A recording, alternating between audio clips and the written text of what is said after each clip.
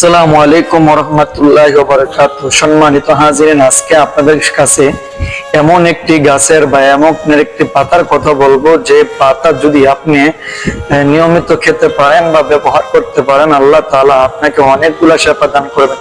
বিশেষ করে অ্যালার্জি, চুলকানি, ডায়াবেটিস, এছাড়া আরো বড় অন্যান্য যত রোগবালা আছে, এটা যদি আপনি নিয়মিত ব্যবহার করতে পারেন, ইনশাআল্লাহ আল্লাহ তাআলা আপনাকে এই সমস্ত রোগ থেকে হেফাজত করবেন। যে কথা আপনাদেরকে বলতেছিলাম, যে গাছটার কথা বলতেছিলাম, এই গাছটা যে গাছটির কথা বলতেছিলাম, ওই গাছের পাতা যদি আপনি রস বানিয়ে পান করেন, তাহলে অ্যালার্জি, চুলকানি চলে যাবে। ডায়াবেটিস এর জন্য এটা বড় উপকারী। সেই গাছটির কথা রব্বুল আলামিন কোরআনে বলেছেন, নবীজি হাদিস শরীফে নিয়ে দীর্ঘ আলোচনা করেছেন। আল্লাহ পাক রব্বুল আলামিন কুরআনুল কারীমে বলেন, ইনদা সিদরাতিল মুনতাহা ইনদাহা জান্নাতুল মাওয়া। ইনদা নিকটে পাগাছে, সিদরাতিল মুনতাহা কুল বৃক্ষ বা শেষ সীমানার বড়ই গাছ, ইনদাহা যার কাছে, জান্নাতুল মাওয়া বসবাসের জান্নাত, জান্নাতুল মাওয়া রয়েছে। আল্লাহ পাক রব্বুল আলামিনের হাবিব বললেন, মানুষ যখন মারা যায়, মৃত ব্যক্তিকে গোসল করানো এই বড়ই পাতার ব্যবহার। মানুষ যখন মারা যায়, তোমরা কি করো? ওই মৃত ব্যক্তিকে বড়ই পাতার দিয়ে তোমরা গোসল করাও। কেন গোসল করাইবা? আগসিলনাহা, মৃত ব্যক্তিকে গোসল দাও তোমরা, মৃত ব্যক্তিকে গোসল দাও। সালাসান আও খামসান, 3 বার অথবা 5 বার। আও আকসারা মিন যালিক, অথবা তার চেয়েও বেশি। ইন্না রাআইতু যালিক, যদি তোমরা প্রয়োজন মনে করো, বিমা ইন ওয়াসিদিহি, পানি বড়ই পাতা দিয়ে তোমরা কি করো? তোমরা ওই মানুষকে, মৃত ব্যক্তিকে গোসল করাও। করাইলে কি হবে? নবী আলাইহিস সালাতু ওয়াস সালাম বলেন, কাম কাইফা তাফাক্কারুনা বিল্লাহ।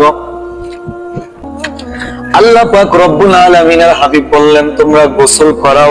গোসল করাইলে মৃত ব্যক্তি থেকে যত জীবাণু আছে, সব জীবাণু দূর হয়ে যাবে।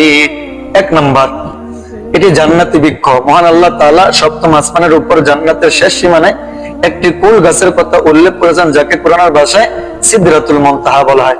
মিরাজের সাক্ষী বিশ্ব নবী হযরত মুহাম্মদ সাল্লাল্লাহু আলাইহি ওয়াসাল্লাম মিরাজের রাত্রে এই বিশেষ গাছটির প্রত্যক্ষ করেছিলেন। দুনিয়ার এই সাধারণ বড়ই গাছ সেই জান্নাতি বিশাল বৃক্ষের একটি ক্ষুদ্র প্রতিচ্ছবি, পার্থিব রূপ। সুবহানাল্লাহ।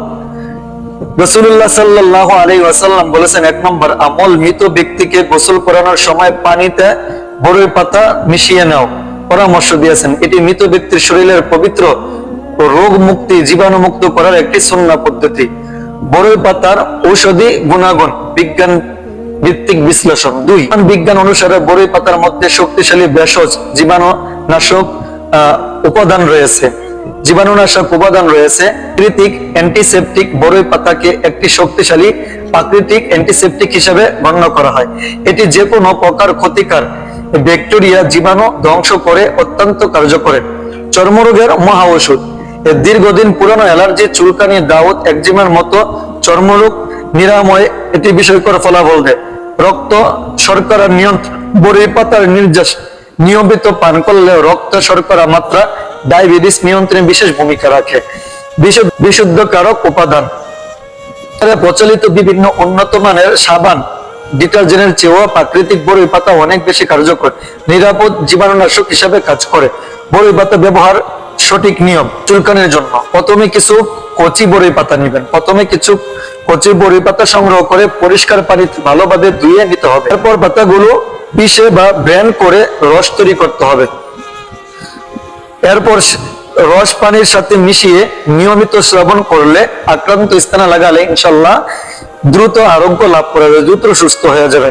মৃত ব্যক্তি গোসলের জন্য কিছু বড়ই পাতা দিয়ে পানি ফুটিয়ে নিতে হবে।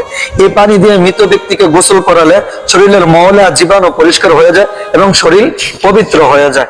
সুবহানাল্লাহ।